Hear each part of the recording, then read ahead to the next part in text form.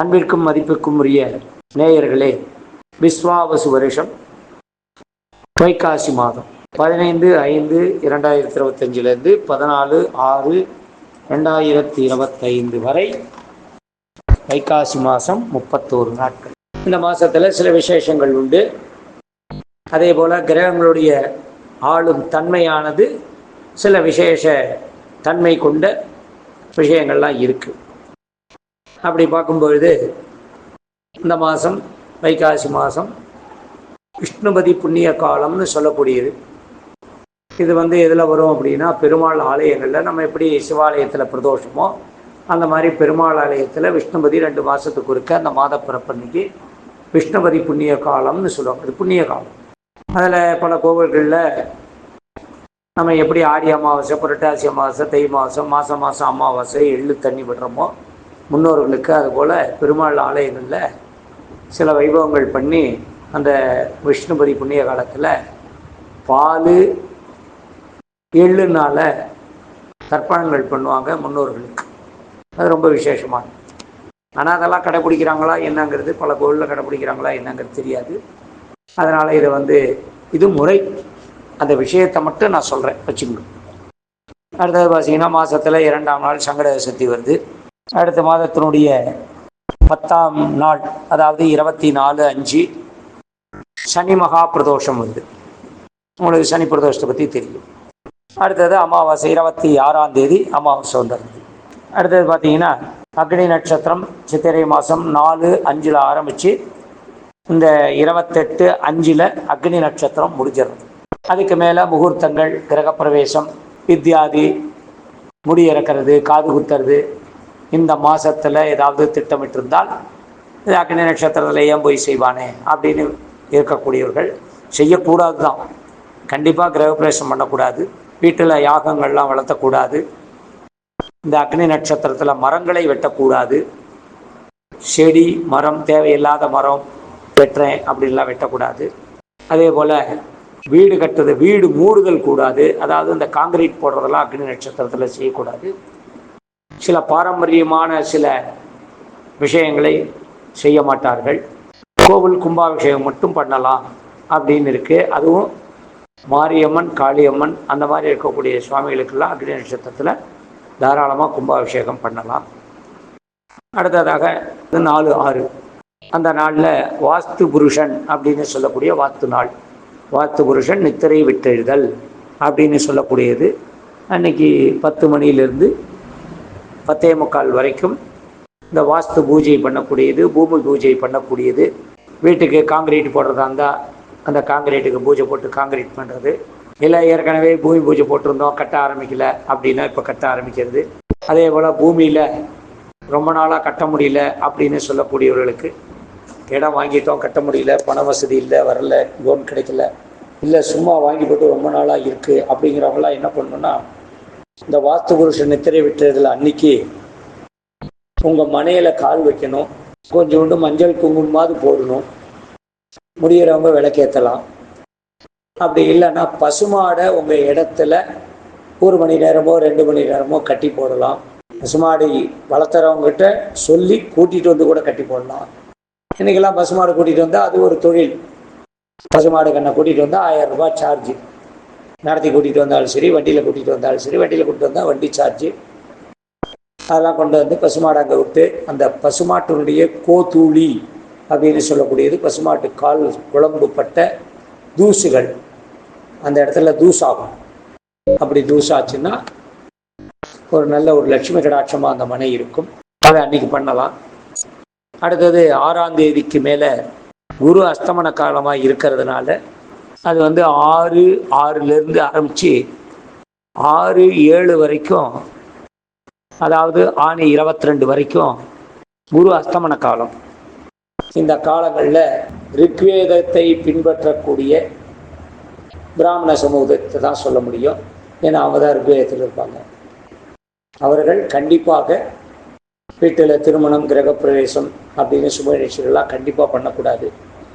உபநயனம், கிரகப்பிரவேசம், விவாகம் இதெல்லாம் இந்த குரு அஸ்தமன காலத்தில் பண்ணக்கூடாது. இது ஒரு முக்கிய குறிப்பு. அடுத்தது பார்த்தீங்கன்னா 10/6 வைகாசி பௌர்ணமி, விசாக நட்சத்திரம், முருகப்பெருமானுடைய நட்சத்திர திருநாள். பல முருகனுடைய ஆலயங்களில் தேர் திருவிழா நடக்கும், இல்லைன்னா வைபவங்கள் நடக்கும். அது ஒரு விசேஷம். இந்த மாதத்தில் 2 சங்கடகர சதுர்த்தி வருது. மாதத்தினுடைய 2ஆம் நாள் ஒரு சங்கடகர சதுர்த்தி, மாதத்தினுடைய கடைசி நாள் ஒரு சங்கடகர சதுர்த்தி. இது பூர்ண கிருஷ்ணபட்ச சதுர்த்தின்னு பேர். மாதத்தில் அதி விசேஷம், அதாவது பலம் ஜாஸ்தி. இந்த சதுர்த்தி 2 சதுர்த்திக்குமே பலம் ஜாஸ்தி. அன்னைக்கு விநாயகர் ஆலயத்தில் போய் சங்கடகர சதுர்த்தி அபிஷேகத்தை பார்க்கறது, தீபாரணை பார்க்கறது, அர்ச்சனை பண்ணிக்கிறது, கண்டிப்பாக பிரசாதம் வாங்கிக்கிறது. இதெல்லாம் ரொம்ப சிறப்பு. இந்த மாதத்தில் இந்த சிறப்பெல்லாம் இருக்குது. அடுத்ததாக பார்த்தால், இந்த மாதத்தில் முக்கியமான விஷயம் என்ன அப்படின்னா, குரு பெயர்ச்சி நடந்துடுறது, ராகு பெயர்ச்சி நடந்துடுறது. அதனால் குரு ரிஷபத்திலேருந்து மிதுனத்துக்கு போயிடுச்சு, ராகு மீனத்திலிருந்து கும்பத்துக்கு போகிறது, கேது கன்னியிலிருந்து சிம்மத்துக்கு வந்துடுது. இதை விட்டு தான் பலன். இந்த ராகு கேது பயிற்சி நடந்துருச்சு. வாக்கிய பஞ்சாங்கப்படி, திருக்கணித பஞ்சாங்கப்படி எடுத்தால் 18-5 14-5ன்னு சொல்லக்கூடிய இந்த மே மாதம், அதாவது இந்த வைகாசி மாதம் பிறந்த உடனேயும் திருக்கணிதத்துலேயும் அதே பலன் தான்.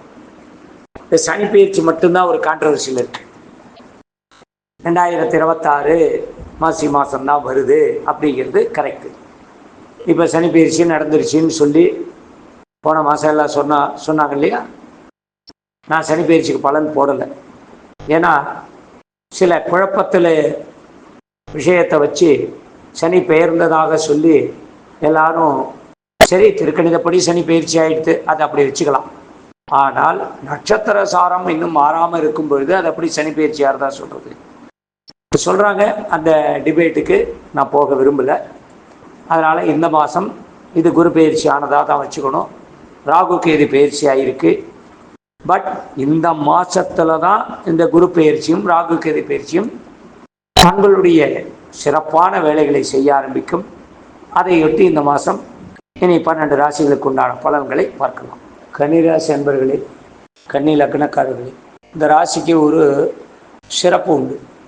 பேர்லேயே கன்னி தான். இரட்டை மனநிலை கொண்ட வாழ்க்கையை எப்பொழுதும் அனுபவிப்பவர்கள் நீங்கள். ராசி லக்னம்னா, ராசின்னா செய்யக்கூடிய செயல்களை சொல்கிற ஒரு விஷயமா வச்சுக்கலாம். லக்னம்னா உங்கள் எண்ணத்தை சொல்லக்கூடிய விஷயமா வச்சுக்கலாம். இது ரெண்டுமே ஒரே நேர்கோட்டில் போகுமான்னு பார்த்தா போகாது. சில நேரங்களில் நீங்கள் நினைக்கிறத விட்டுட்டு மாற்றி செய்ய வேண்டிய சூழ்நிலை வரும். ஆனால் சிறுவயது முதலே உங்களுடைய மனசையும் உங்களுடைய செயல்களையும் அடுத்தவர்களாலே மாறிப்போகும். அப்பா அம்மா சொல் பேச்சுக்கு உங்களுக்கு எதுவுமே செய்ய முடியாது. நல்லது கெட்டது இதெல்லாம் தெரியாது. இதெல்லாம் சிறு வயதில் 30 வயசு வரைக்குமே சொல்லலாம். அதனால் அதை யாராவது தடுக்க முடியுமான்னு பார்த்தா தடுக்க முடியாது. இப்போ இருக்கிற கிரக நிலையும் உங்களை தடுக்காது. ஆனால் இப்போது குரு பயிற்சி நடந்திருக்கு. அந்த தர்ம கர்மஸ்தானத்தில் குரு வந்து உட்கார்ந்துருக்கார். ராகுவும் கேதுவும் உங்களுக்கு ஒரு நல்ல பலனை கொடுக்கக்கூடிய இடத்துல இருந்தாலும் உங்களுடைய மன எண்ணங்கள் வேறு மாதிரி இருக்கும். புத்தி தெளிவு இதெல்லாம் நிறைய உங்களை தொந்தரவு பண்ணும். இப்படி செஞ்சுருக்கலாமா, அப்படி செஞ்சுருக்கலாமா, அதை பண்ணியிருக்கலாமா, இதை பண்ணியிருக்கலாமா, நம்ம ஏன் இப்படி இருந்தோம். இதெல்லாம் நான் சொல்கிறது ஒரு 45 வயதுக்காரர்களுக்கு. ஒரு 35 45 வயசு வச்சுக்கணும். இந்த வயசுக்கு உங்களுக்கு என்ன தேவை? வேலை, திருமணம், குழந்தைகள் விஷயம், குடியிருக்க நல்ல வீடு, இல்லை சொந்த வீடு, இல்லை ஒரு நிலத்தை வாங்கி போடணும். இது எல்லாமே உங்களுக்கு அந்த ஆசைகளை வர வைக்கக்கூடிய காலம். நிறைய பேருக்கு அது கனவாகவே இருக்கும். ஆனால் பூர்வீக சொத்து, ஏன்னா 5 குடையவர் சனி பகவான், 9 குடையவர் சுக்கிரன். இந்த சனியும் சுக்கிரனும் சேர்ந்து தான் உங்கள் ராசியை ஆட்டி படைக்கும். ஏன்னா நீங்கள் வாங்கிட்டு வர்றது நீங்களாக ஏற்பாடு பண்ணிக்கிறதில்லை, ஆல்ரெடி உங்கள் பாக்கெட்டில் போட்டு கொண்டு வர்றது. அப்போ அவங்க என்ன சொல்கிறாங்களோ அதுதான். சுக்கிரன் என்ன, மனைவி விஷயத்தில் கல்யாணத்திலேயே தடுமாற்றம். சரி, அப்பா உங்களுக்கு உதவி பண்ணாரா? இல்லை, நீங்களா ஏதாவது ஒரு விஷயத்தை செய்ய வேண்டிய சூழ்நிலை, உத்தியோகமோ தொழிலோ எல்லாமே. பரம்பரை தொழில் ஏதாவது பண்ணலாமா? அதுவும் செட் ஆகாது. அப்போ நீங்கள் வேலைக்கு தான் போகணும், தொழில் தான் செய்யணும், வியாபாரம் தான் பண்ணணும், வெளிநாடு சம்பந்தப்பட்ட வகையில் உத்தியோகத்தை தேடிக்கணும். கூட பிறந்தவர்கள் யாரும் உதவி செய்ய மாட்டார்கள். அவர்களால் உங்களுக்கு தொந்தரவும் இருக்காது. உங்களுக்கு என்ன தேவையோ அதை நீங்கள் கட்டப்பட்டு உங்களுக்கு உங்களாலேயே ஏற்பாடு பண்ணிக்கணும். கடன் கொஞ்சம் வாங்குவீர்கள். வீடு, நிலம் இந்த வகையில் கொஞ்சம் செலவு வைக்கும். வெளிநாடு சம்பந்தப்பட்ட வகையில் உத்தியோகம் போகிறதுக்கு கிரகங்கள் அனுக்கிரகம் பண்ணுறது. தாயாருடைய உடல்நிலையில் அக்கறை தேவை. தந்தை வகையில் நிறையா பேர்த்துக்கு சில நட்டங்கள் இருக்கும்.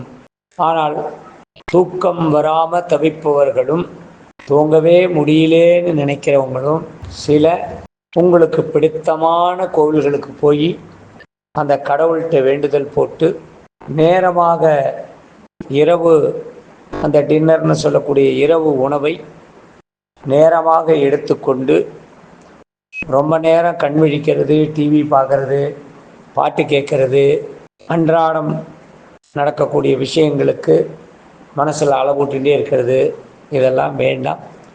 நேரமாக உணவறிந்து விட்டு நேரமாக தூங்கப் போவது மிக மிக நல்லது.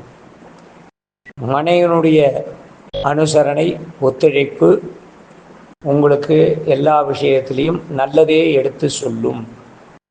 அவர்களுடைய பேச்சை கேட்கறது நல்லது. குறிப்பாக 50 வயசுலேருந்து 65 வயது வரை இருக்கக்கூடிய துணை ஆண் பெண்களும் தங்களுடைய துணையினுடைய பேச்சை கேட்டு இருப்பது நல்லது. குழந்தைகளுக்காக, குழந்தைகளை பற்றி கவலையே படாமல் தான் நீங்கள் போயிட்டுருப்பீங்க. இருந்தாலும் அவர்களை பற்றியும் கொஞ்சம் தெரிஞ்சு என்ன பண்ணுறாங்க, ஏது பண்ணுறாங்க, என்ன பண்ணணும் அப்படிங்கிறதெல்லாம் கொஞ்சம் விசாரித்து அவங்களோட அனுசரணையாக இருக்கிறது நல்லது.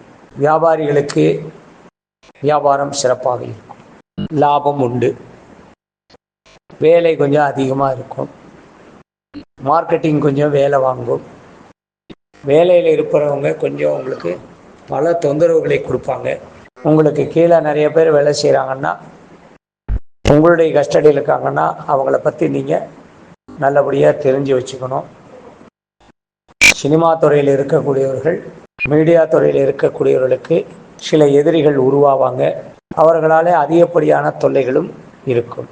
ஒரு 70 வயதுக்கு மேலே இருக்கக்கூடியவர்கள் யார் கூடயாவது பேச்சு துணைக்காவது அப்பப்போ வெளியில் போயிட்டு வர்றது நல்லது. கூட இருக்கிறவங்கள்ட்ட மகன்கிட்டையோ மகள்கிட்டையோ மனைவிகிட்டையோ சொல்லாமல் எங்கேயும் வெளியில் போக வேண்டாம்.